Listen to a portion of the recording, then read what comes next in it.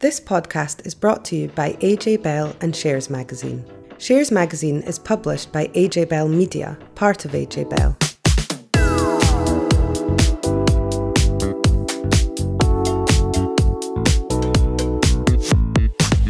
Hello and welcome to this week's episode of the AJ Bell Money and Markets podcast. I'm Charlene Young and joining me this week is Dan Coatsworth. Hi Dan. Hi Charlene. So with the gold price hitting another record high, we've got an interview with Stuart O'Reilly from the Royal Mint to talk about all things precious metal. We've got you covered for personal finance news, from a new mortgage that lets first-time buyers borrow more, a plea for young people to check if they've got over £2,000 stashed in a child trust fund, and I've crunched some numbers on the cliff edge for high-earning parents for the tax nerds out there. So Slater Investments fund manager Mark Slater is going to join us for a nice interview to talk about ways to get more people interested in UK shares. He's also going to talk about why he likes Tesco as an investment. And with our very own Shares Magazine turning 25 this week, we've got editor Tom Sieber to join us to talk about the celebrations. But to start us on markets, we've seen some big moves, haven't we, by Chinese policymakers to get the economy there growing and bring it back from the brink of deflation. Dan, tell us more about this and the wider reaction for markets. Yeah, I mean, if you think that China used to enjoy sort of 7-8% annual economic growth, it's actually found it a lot harder going in recent years due to disappointment with the property sector. There's been lackluster consumer spending following the pandemic. So the problem seems to be getting worse if you look at sort of recent economic data. And there's now doubts that the country is going to actually meet its 5% growth target this year. So the government seems to have decided enough is enough. And this week we've had various sort of measures of stimulus activity to try and boost this economy and get it moving like it used to be. So China says it's going to lower borrowing costs, including cutting interest rates for existing mortgages. It's going to lower the minimum down payment on all types of homes to 15%. The minimum amount of cash that banks have to hold in reserve will be reduced, and this will free up the equivalent of about £106 billion, which banks can then use for lending. Of course, investors looked at this and went, oh, this all sounds fantastic, and triggered a really big rally in Asian stocks on the stock market, particularly ones obviously linked specifically to China. Now, normally we might see one pretty good day off the back of that type of news, and then it's quite normal to see sort of the rally lose steam and sort of investors sort of take a pause to sort of really digest what's going on. But that doesn't seem to be the case as we're recording this. So we're chatting now on Thursday morning as we talk. The Shanghai SSE index, or one of sort of the big equity indices for the country, is on track for a near 10% gain. That's over just 4 days trading, which is pretty impressive. So this has actually just been helped by another round of stimulus measures that's just been sort of speculated at the moment. So today there's talk that Beijing might inject up to 1 trillion yuan of capital into its top banks to support the economy through rate cuts there. So basically investors have been really sort of gone off China for quite a while. But now these measures have really sort of put the attention back on this market. I think it feels like it's been ages since we've had people talking positively about China. So this does have a knock-on effect to the UK stock market, particularly the mining companies on there like Glencore and Rio Tinto. If the economy looks like it's going to sort of speed up in China, it could be good for commodities demand. So therefore, the miners might see increase for the prices of the stuff they sell. Things like Burberry sells a lot into China, which has not been doing very well recently, but now its shares were starting to move higher off the back of this news. And Prudential as well, so really big in Asia for wealth management. And if the economy does start to do better, you might see more people try sort of think more about their money and needing wealth management services from Prudential. So all in all, it's actually been this has been the story for investors this week. Thanks, Dan. Now, this week you've spotted something shiny and new being launched in the form of a new mortgage product for first-time buyers. Did I see correctly it could let them borrow up to 6 times their income? Yeah, I mean, that is something that we've not seen for in ages. I mean, traditionally, the typical maximum for how much someone could borrow was about 4.5 times their annual income. But now it looks like lenders sort of just pushing that slightly upwards, and we've seen various sort of higher income multiples, particularly this year. So if you go back to August, Lloyd's said its Lloyd's and Halifax brands would allow new buyers to take out loans worth up to 5.5 times their household income. But now, as is always in the mortgage department, in the industry, whatever, if someone does something, someone else will always try and beat them. And Nationwide has come out and said it's going to give buyers the option of borrowing up to 6 times their income when taking out a 5 or 10-year fixed rate for up to 95% of the property's value. So effectively, if you take a first-time buying couple who've got a joint income of £50,000, they will be able to borrow up to £300,000 from Nationwide. So clearly good news for people trying to get on the property ladder. It was quite interesting that lenders are doing this. If you think that since the global financial crisis in 2008, all the banks sort of went, "Oh, okay, we need to tighten up our risk criteria," and they got quite strict about who they would lend money to. It feels like this is sort of being, loosening these sort of strings at the moment that we've had for more than a decade. But it's really important to stress that Nationwide's deal won't be for everyone. The 6 times earnings thing is only for first-time buyers who've got an individual income of at least £30,000 a year, or a couple earning at least £50,000 a year. But I guess you could see the direction of travel. So, let's say if you're listening to this podcast and you're looking to buy your first home, there's definitely things moving in your favor. Actually, beyond the 6 times deal, we are seeing several lenders offering just short-term fixed mortgages below 4%. Santander's got a 3.99% deal for a 5-year fix, and actually Nationwide's got a 3.74%. So I guess all this sort of suggests we might see a pickup in the property market if more people now find that they're able to get the mortgage that they want and they can deal with, and that's certainly the message that we're getting from various people in the property industry as well. Things after fairly lackluster activity, things might start to pick up. But anyway, we're talking on the subject of interest rates. Obviously, we've had political upheaval this year, lots of elections. We've obviously got the US one coming up. We've got central banks across the board seem to be, they've either started the journey to cut their interest rates, the official rate for different countries, or that it looks like they're poised to do it. So all of these things actually have helped to push up the gold price to record highs this year. Now, in the UK, investors concerned about falling capital gains tax thresholds seem to be adding coins from the Royal Mint to their portfolio, according to things that we're hearing, because they're classed as capital gains tax exempt. So we sent Danni Hewson off to talk to the Royal Mint. She met up with Markets Insight Manager Stuart O'Reilly about the enduring allure of precious metals and what investors should consider if they're thinking about adding some gold to their portfolio. Let's hear what Danni and Stuart had to say. Stuart, thanks so much for joining us on the AJ Bell Money Markets podcast. We have seen huge interest in gold the last couple of years, and it has hit record high after record high this year. Why is it such a popular investment? Hi, Danni. Thanks for having me on the podcast. Gold has kind of always been a bit of a popular investment. Gold, almost uniquely to any other kind of asset, has got this 6,000-year history.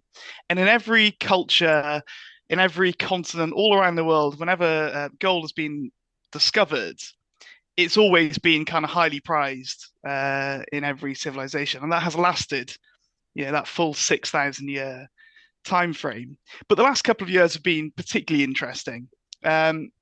So we've obviously had the pandemic, and then we had inflation, and now we're entering a period of lower interest rates. And the reason that gold appeals in a lower interest rate environment is because of the opportunity cost, the playoff, if you like, between other safe haven assets like government bonds. So obviously with government bonds, the yield is linked to the interest rate.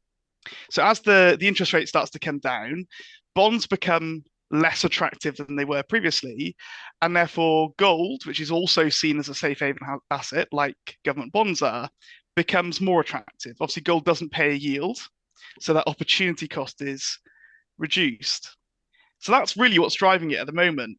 But against that backdrop, we've just had the largest year for elections in history. 4 billion people around the world have been eligible to vote this year, and in some really kind of major centers of power. So obviously the UK had elections, the European Union, we've seen elections in India, in Brazil, and obviously we've got the US elections coming up just around the corner.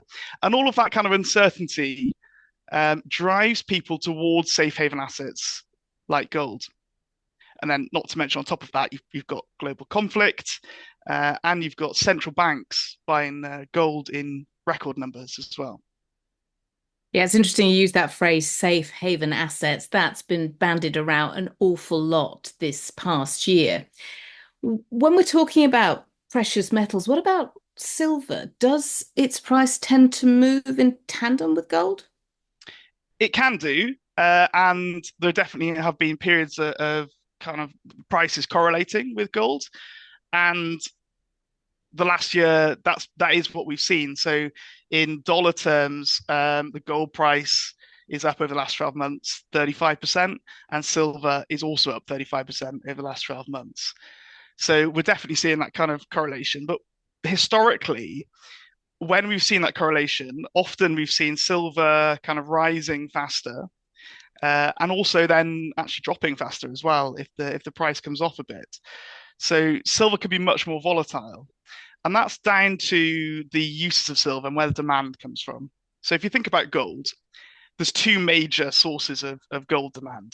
One is jewelry, which tends to be bought when people are feeling secure in their finances, GDP is going up, household income's going up, that type of thing. And then the other is investment demand. And that tends to be bought, as we said, as a bit of a safe haven when things are perhaps a little bit more uncertain. So that's the two sources of demand for gold, and they kind of nicely balance off. With silver, a lot of the usage is industrial. So photovoltaics, for example, solar panels, that type of thing, takes up a huge amount of demand for silver. Bar and coin demand for investment is only about 20%. So silver can be much more volatile because it has those industrial uses. And when you see lots of talk about the Green New Deal, for example, or investment in solar panels, you will tend to see silver react. And that could be separate to whatever's happening with the gold price. So is that behind the sort of renewed interest? People are looking at the transition and potentially the speed up of that and thinking, maybe I'll get in on the action. Definitely, the transition to clean energy is definitely what our investors are talking about when they're talking about silver and also platinum. So platinum has uses in hydrogen fuel cells, for example, for cars. So one of the major challenges, obviously, in that industry is the range that cars on electric batteries have, the charge times, all that type of thing, the infrastructure that's needed to transition to electric vehicles. And so people are starting to wonder about other types of technologies. And platinum, as I said, with that use in hydrogen fuel cells, could appeal there. But with silver, there was an announcement just last month, actually, about a new type of battery for electric vehicles that contains about 1 kilo of silver. And the manufacturer claims that it's got a much longer, much shorter charge time, much longer range for the vehicle, and a longer battery life as well. So if we start to see developments along those lines, then that's potentially really exciting for those more industrial metals like silver and platinum. Now, I want to talk to you about coins, particularly silver coins, in a minute. But just for people who are listening that maybe haven't had gold or silver as an investment before, aside from buying that watch or, that necklace or whatever, when you buy gold, what happens to you? Do you get a bar in the post? Possibly. Many of our investors do prefer that. But yeah, there are a number of different options. So the option that might be most familiar to your listeners is buying gold on the stock exchange. So there are gold-backed exchange-traded funds on the stock exchange, which you can buy like any other stock or share, hold in your kind of investment account. That's probably the kind of most common way that people are thinking about. What we do at the Royal Mint, although we do have a product on the stock exchange, the bulk of our business has always been manufacturing coins and manufacturing bars. So with coins, often you will receive coins in the post, same with bars, or you can have them stored in our vault in South Wales. We've also got a product called DigiGold, which is those large bars that people are probably thinking of. So if you think of the gold bars in the Italian job, the way they're kind of throwing them about, those bars are actually 12.5 kilos. So they probably wouldn't be throwing them about in real life. But those bars at the moment are worth $1 million a piece. That's the value of the gold in them. So DigiGold enables our investors to buy slivers of that gold bar and have full legal ownership of that gold. Enjoy those economies of scale that come with buying gold in that way, but from a price tag of as low as £25. That's fascinating. Just on coins, which I mentioned, physical sales of coins, it's been an incredible year for the Mint. Why? There's a number of factors. Obviously, the renewed interest in precious metals because of the lower interest rate environment, because of conflict, all of that has driven investment in precious metals generally. And then in the UK particularly, we've seen a huge surge in coin sales. And a lot of that is related to capital gains tax. So because coins, UK coins anyway, are legal tender in the UK, they are exempt from capital gains tax. So if you think about the changes in that area of taxation, in 22-23, the capital gains tax threshold was £12,300 for most individuals. The following year, it was £6,000 threshold. In 24-25, the threshold is just £3,000. And obviously, there's been a lot of speculation in the press as well about changes coming to capital gains tax, whether that's the threshold or whether that's the rate that somebody pays. Coins being capital gains tax exempt has driven people towards buying buying gold in that way, as opposed to buying gold as a bar or through the stock exchange, for example, where potentially you'd have to pay capital gains tax on the profits. Anything to do with the fact that we've changed a monarch as well?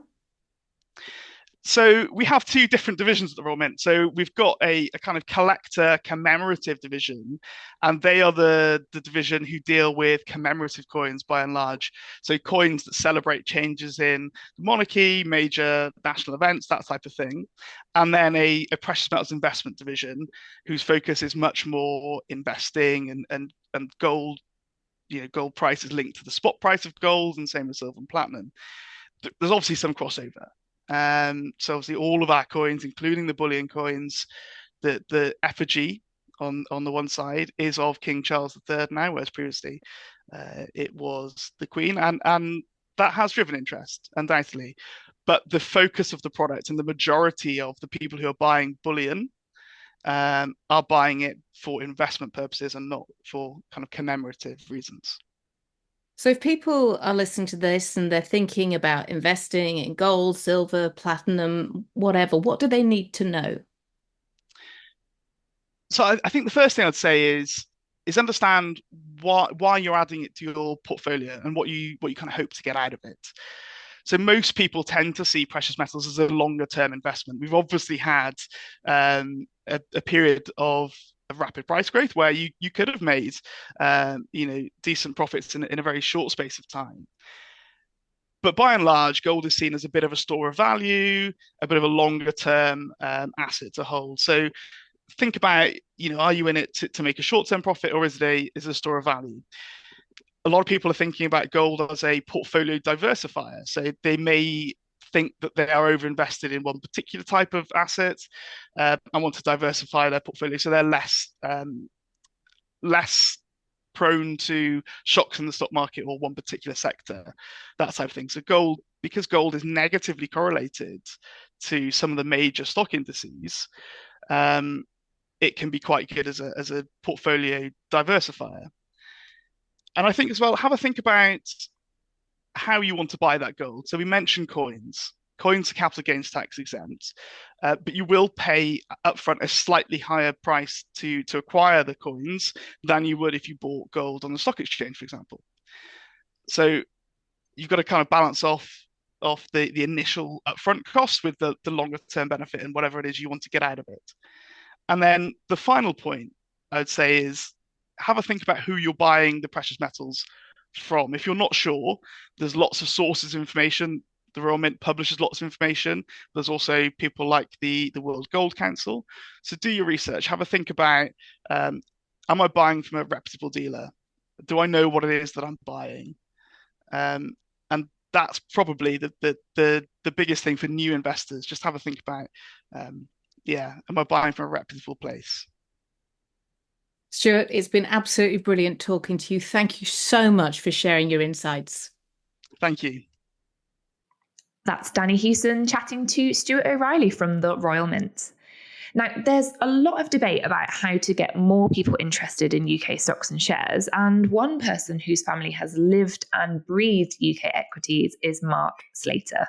Son of the late Jim Slater, who wrote the much admired investment book, The Zulu Principle, Mark co-founded Slater Investments and runs a range of UK equity funds. Now, Dan recently caught up with Mark, and you can now hear what he has to say on ways to drive up demand for UK shares and why he holds Tesco and Serco in his portfolios.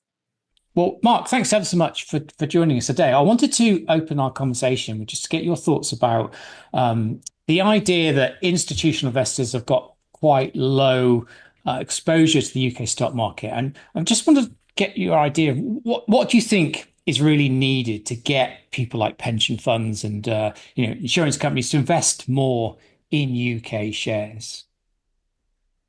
I mean, you're right. It's an extreme at the moment. The weightings that UK pension funds have versus our MSCI weighting, which is around 3.5%, is trivial, around 2.8. And to put it in context, most other countries, those numbers are many, many, many multiples of their MSCI weightings.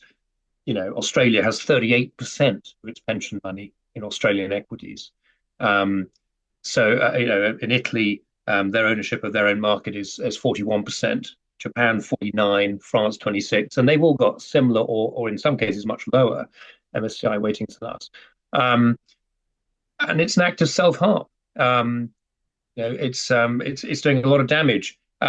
We've had roughly $1 trillion of outflows out of the UK market, driven by regulation and by government action in the last 20 years or so, which is pretty significant in the context of the market that's worth a lot more than $2 trillion. So it's a hell of a headwind that's been created by government and regulators, and it's done a lot of damage. To my mind, the solution, fiddling around with rules is fine, but when we've done a lot of engagement with politicians, and when we have this discussion, I always say, yes, it's nice to change some rules. I think some of the things they're doing make sense, some don't, but it isn't the answer. The reason that every single major fund manager is camped out in the Gulf at the moment is not because they like the rules in Saudi or wherever it might be. It's because they think there's large amounts of money there that they can get their hands on. We need capital. We need domestic long-term capital, which every other stock market has, apart from our own. And I think the way to find that is to repurpose money that's already here and direct it to the market. Now, I'm not a fan of governments telling people how they invest their money, where to invest their money.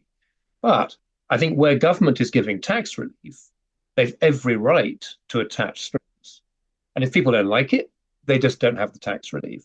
So I would start with the 250 odd billion in non-UK equity or equity funds. That money, I would just say you can't do it anymore. Very simple.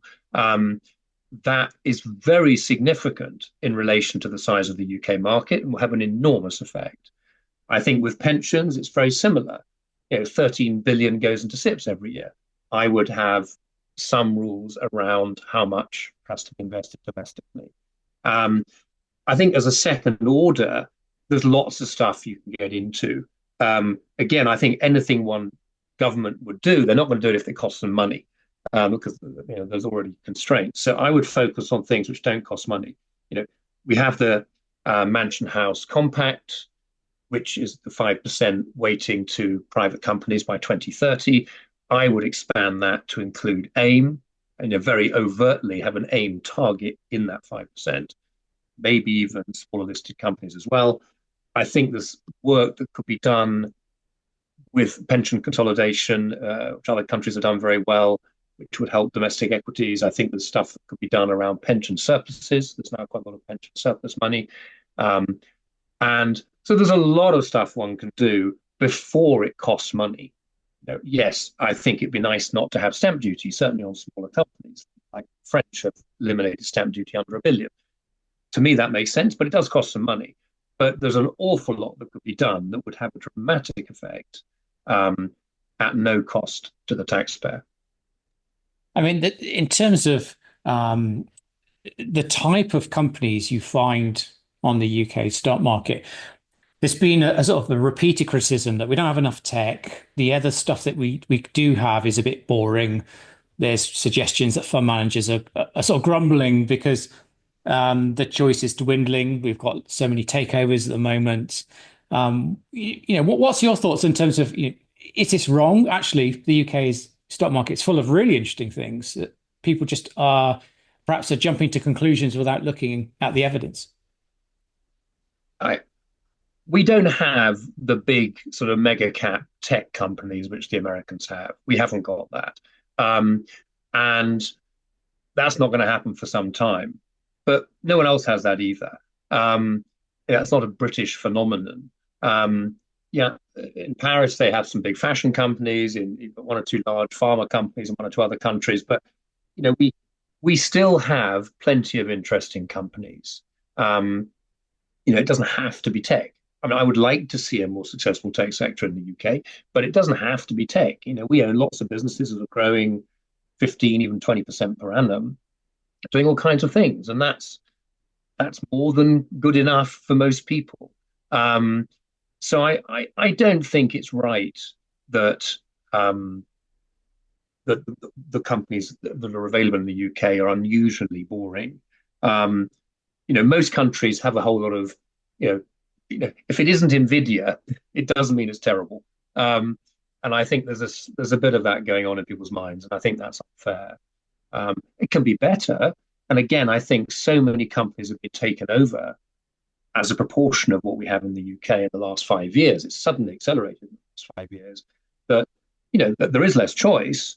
But if measures were taken to address the capital shortage, I believe you would have a plethora of IPOs. The world would come here.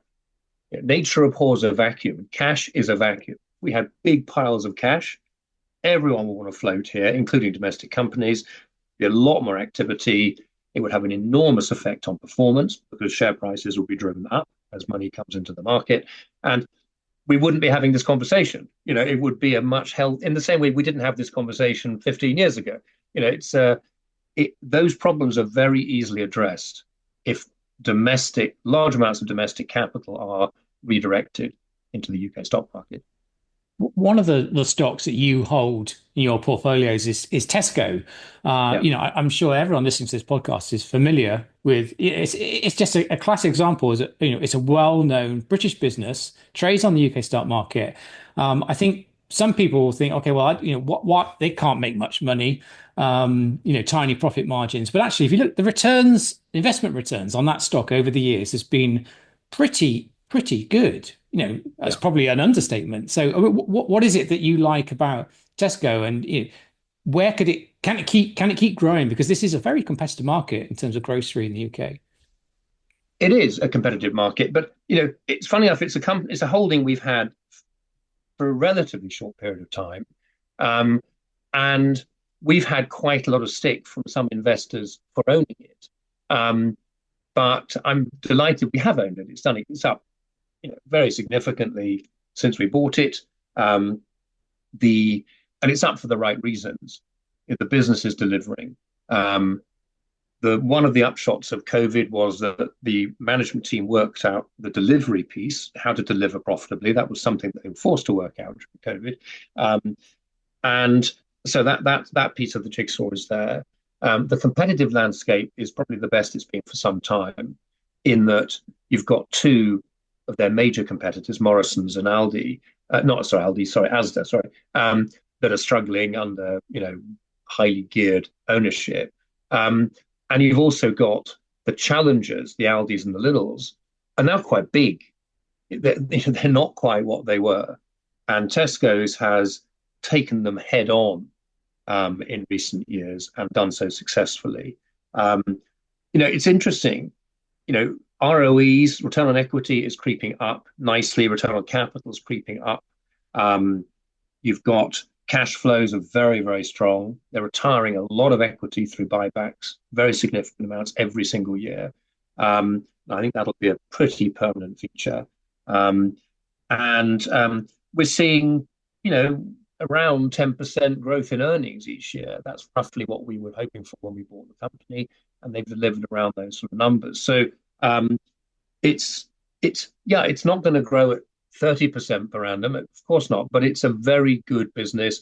They've got a new business line, relatively new business line in store advertising, which is something in the States is much more advanced, which is potentially significant. But they've got a very nice kind of what they call a growth algorithm, where steady single-digit growth at the top line, a little bit of margin enhancement, other improvements, buybacks, you start to get a pretty decent earnings growth number. And I think that will continue. And another stock I just want to ask you about was Serco. It's got, fair to say, a patchy reputation, but do you feel that the problems it's had in the past, that's all in history? Has it sorted itself out yet, or is this still a turnaround story?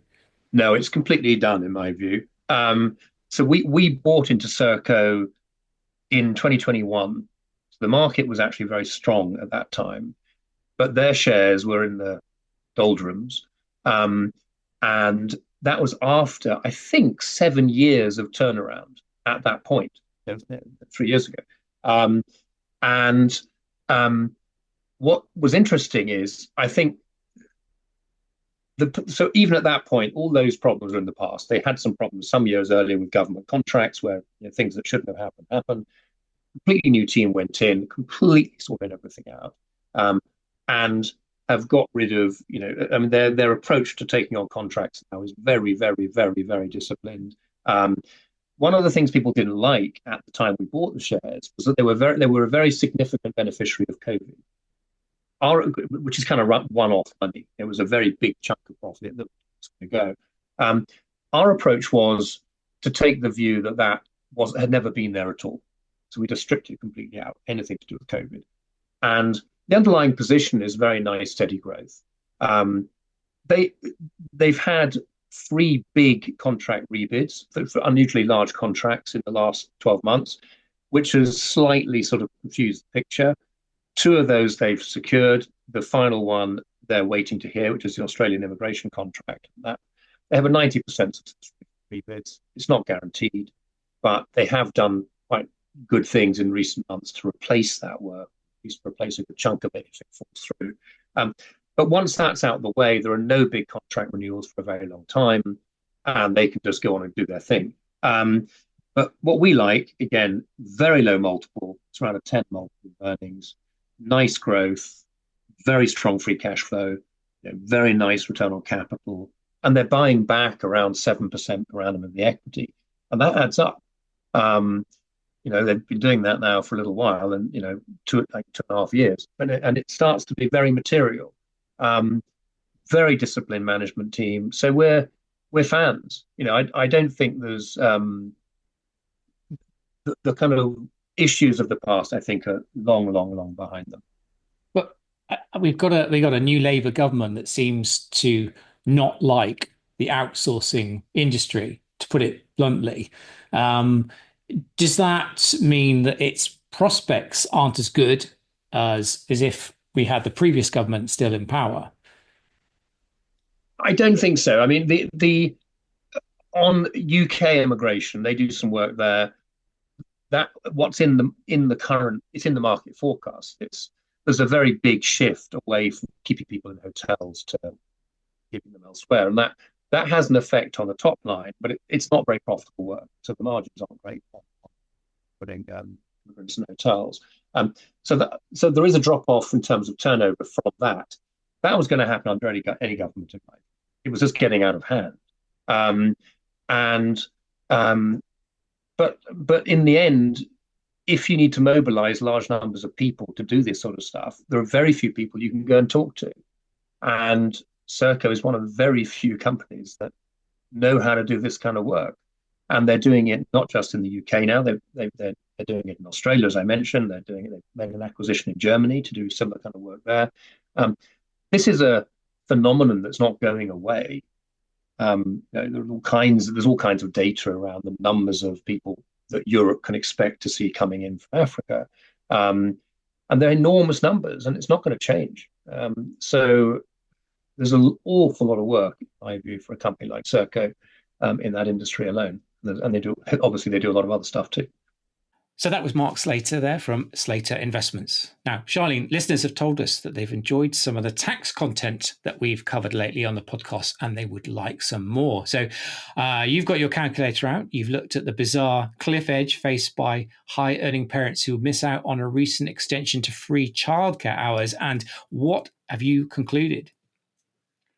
Yeah, so thanks for the feedback first and foremost. And I did get my calculator out, and it turns out sort of readers of The Telegraph are also very interested in it as well. So you might have seen this featured in the Saturday press last week. So kind of setting the scene, listeners will be familiar with the concept of the tax-free personal allowance. So most people can earn up to £12,570 a year tax-free, but those with incomes over £100,000 will start to see it tapered down all the way to zero as your income increases over that limit. But if you've got young children, the £100,000 limit is also really relevant for childcare support too. So once you have income over that limit, you actually lose all entitlement to tax-free childcare for under 12s. So that's worth up to £2,000 a year per child, and free hours of childcare for children aged 4 and under. So there's no taper there. It just, as soon as you go over that limit, all of that support is lost. And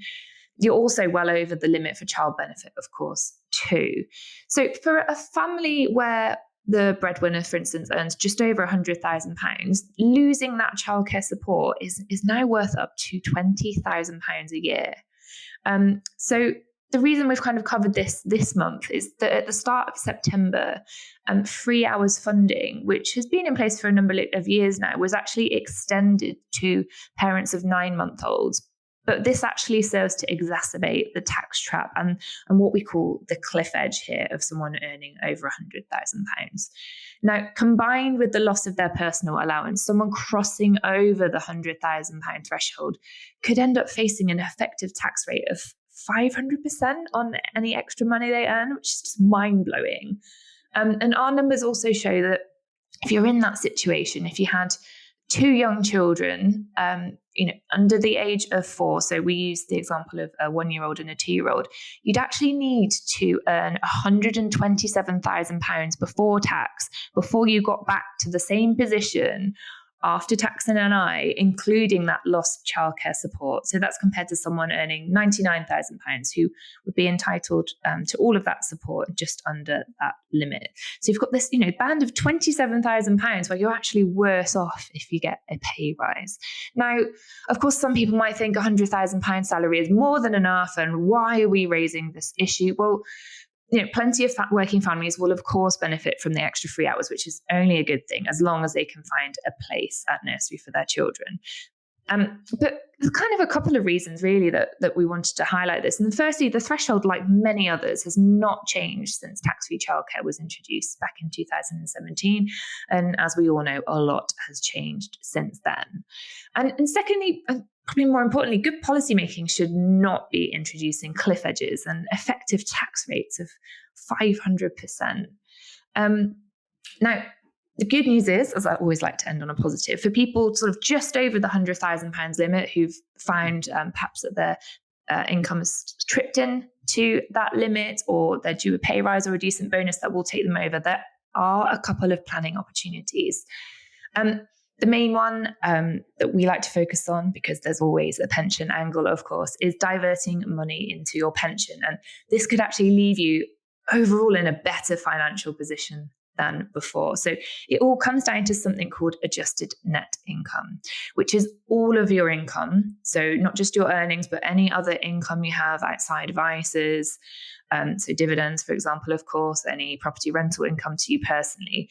But when you're calculating your adjusted net income, you can take off things like pension contributions to pensions like SIPs, and also donations to charity that are eligible for gift aid.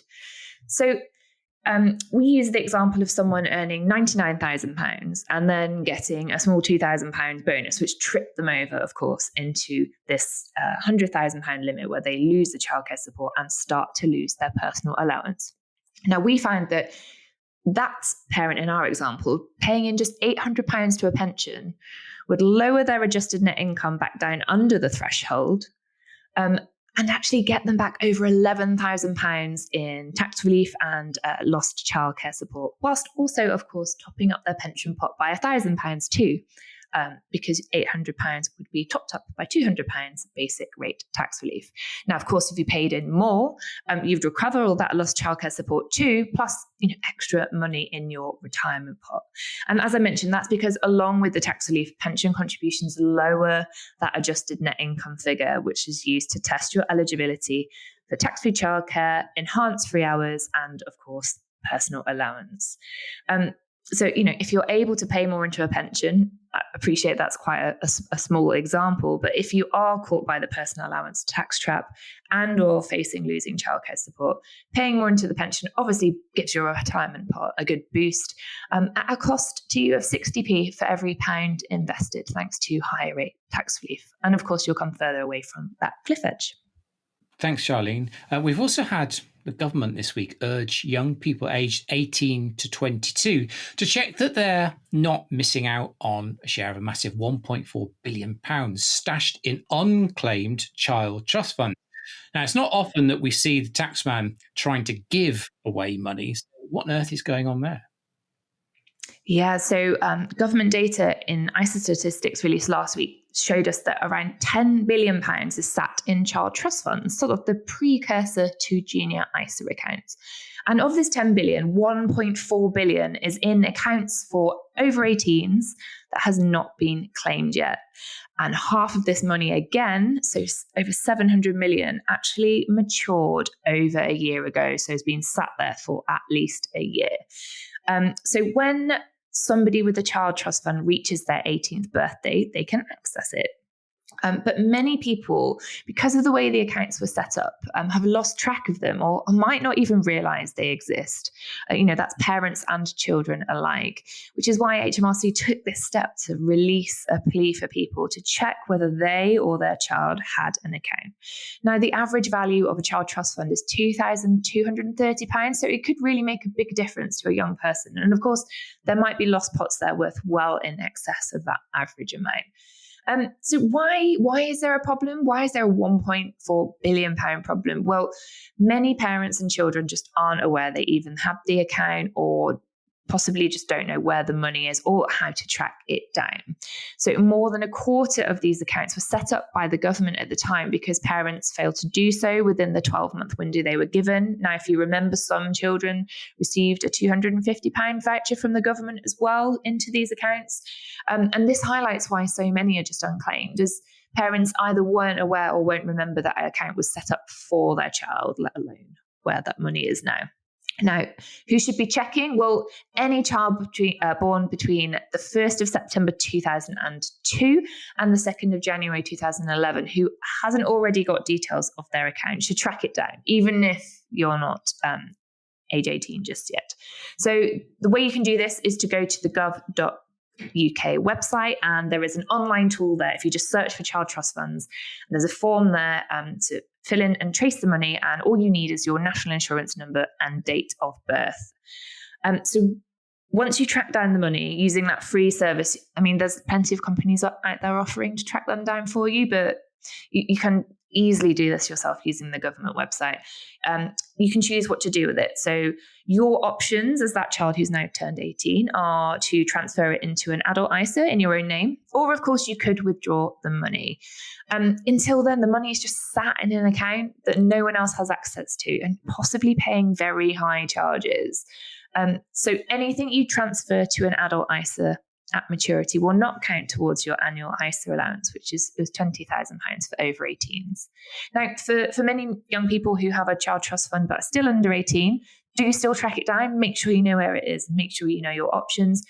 You could actually transfer it to a junior ISA, where the charges will likely be lower than some of these very old-fashioned child trust fund accounts. And, you'll possibly have a much bigger investment choice. So the money will still be locked up, of course, until you turn 18, but the tax-free benefits of ISA investing will still apply.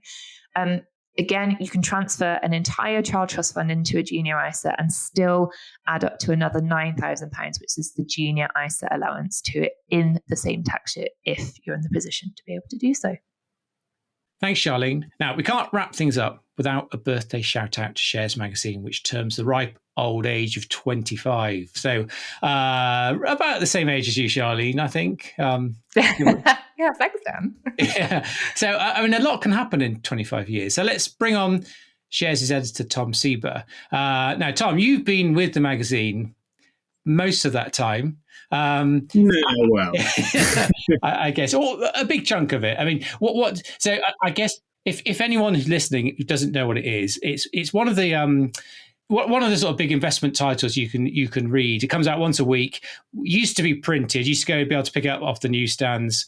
Been a digital publication now for 8 years, digital only. So I guess what you're still there 25 years later, which is fantastic for a magazine. What do you think is the secret of its success then, Tom?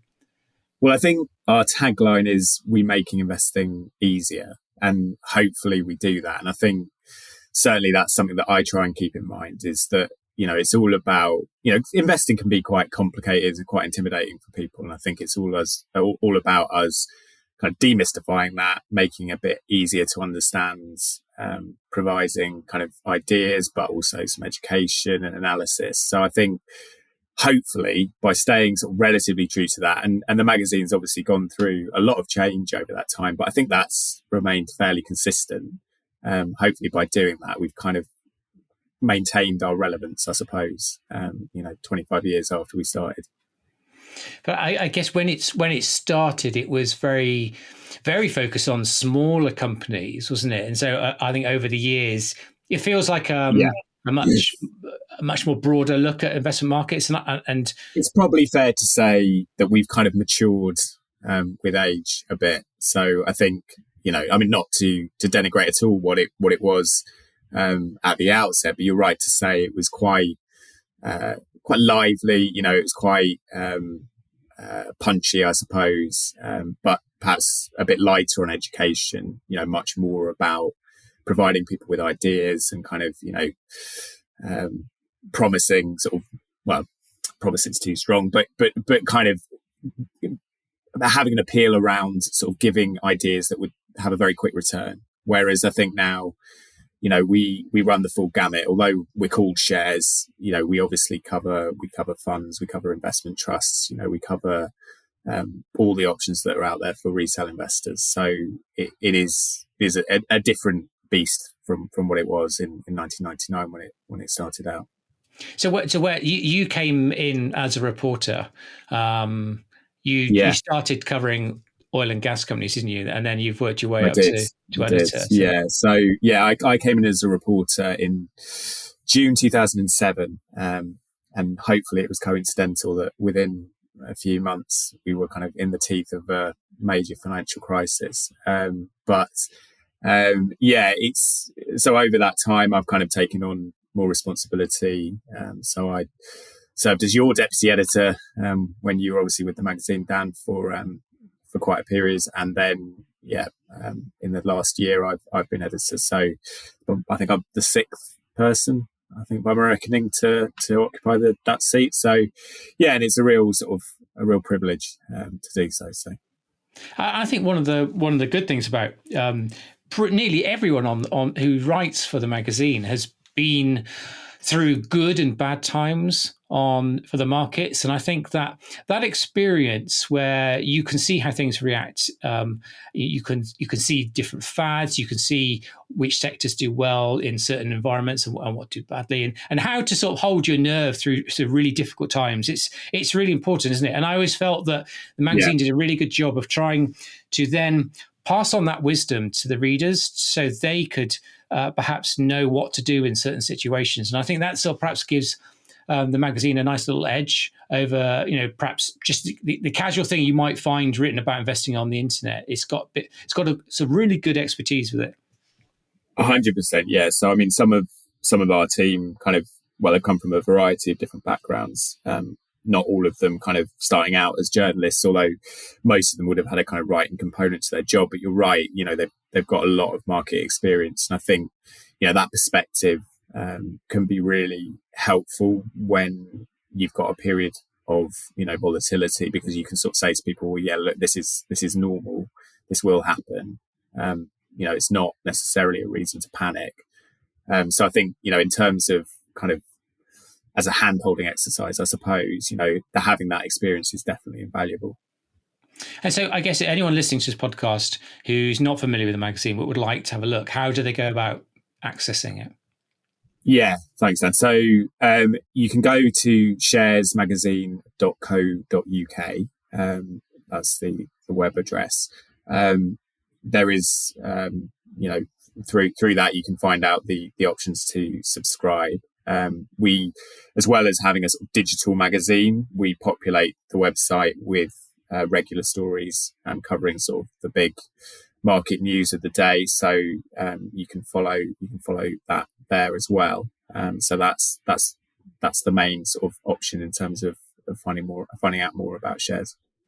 But obviously, if you're a customer of AJ Bell, you don't have to pay for it at all. You get it for free. So nice little 100%, exactly. So yeah, if you're an AJ Bell customer and you're not receiving it or you're not opening it, obviously I'd encourage you to do so. And hopefully, we provide a lot of kind of added value through the magazine, and we're always keen to hear from people. If you've got suggestions, if you've got feedback, positive or negative, it's all really, really helpful, and kind of driving that engagement is something that I really want to bring on. So we recently introduced a new section in the magazine called My Portfolio, which is looking to hear from people about their own experiences of investing. So that is kind of key to what we're trying to do is to kind of engage with our audience and provide that help and support to investors. Well, brilliant. Thanks, Tom. I hope you enjoyed the celebrations. I came to the office the other day and it was absolutely full of cake and stuff, but you weren't there. You were living many hundreds of miles away from... Absolutely at my own party. I was too busy, too hard at work. But yes, it was nice to see that marked. And thank you for the regards on our 25th birthday. Thank you, Tom. And like we say, a big happy birthday to the wonderful team at Shares, which if you are an AJ Bell customer, as Tom mentioned, you can access for free. So that's all we've got time for. Join us next week as we enter the month of the budget. And we've got an interview with Sam Beck from the BlackRock Latin America Investment Trust. Goodbye, and thanks for listening. Before you go, please remember this podcast is for educational purposes, and the views expressed don't necessarily reflect those of AJ Bell or Shares Magazine.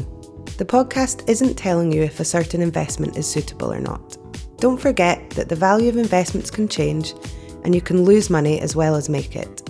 It's also important to remember that how you're taxed will depend on your individual circumstances, and rules can change. The way an investment performed in the past may not be the same as how it behaves in the future. If you want help, go see a qualified financial advisor.